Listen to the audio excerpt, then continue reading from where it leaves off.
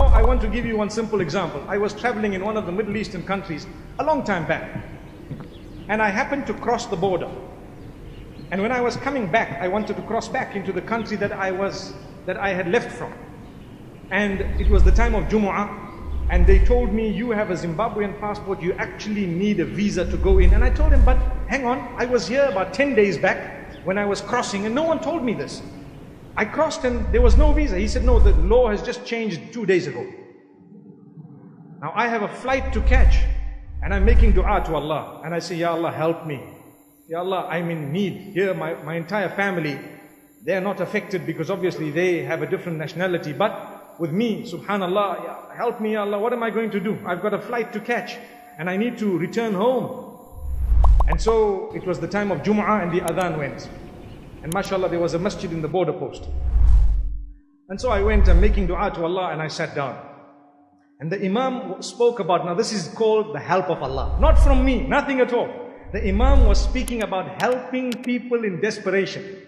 Helping people in need, and how Allah will assist you if you assist someone who's desperate, who's in need. And guess what? There was a man next to me who greeted me. And I greeted him back.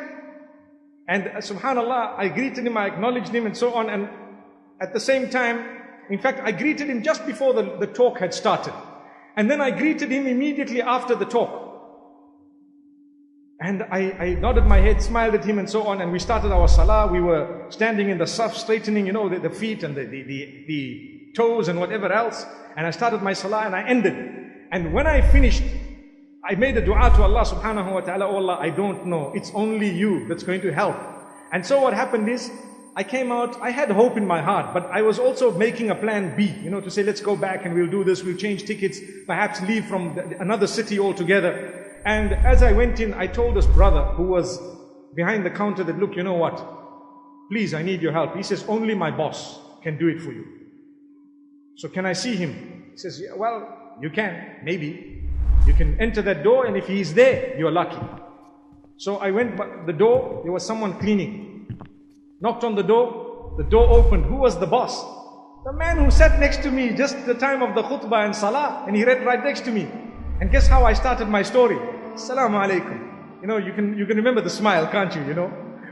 So I looked at him and I'm saying to myself, let me try and choose the best way of convincing him such that he will not be able to say no if he has a heart. I said, mashallah, I'm in need. I'm desperately in need.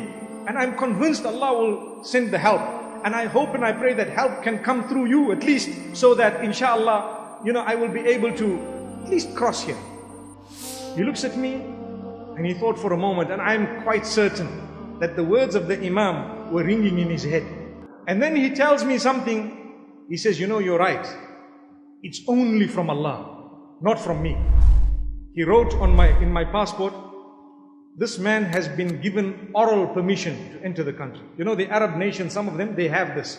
I don't know about now, but I'm talking of quite a while back. So, he wrote it. I went to the front. The man looked at it and smiled. He stamped it and let me cross. As simple as ABC. But my life was coming to an end, basically, if that didn't happen. Not to an end, but what I mean is, it was going to be quite difficult. And then I told myself, I said, this is Allah subhanahu wa ta'ala. Imagine if we didn't greet. Imagine if I just sat. Imagine if he didn't greet. It was his quality. He was a big boss. I didn't even know. But he greeted, and this is what helped. And I greeted back. And this is why, remember, sometimes we are arrogant. We don't want to. It's shaitan that overtakes us. We are human. We need to check it again. Make sure you remove it. Fight it. Fight it.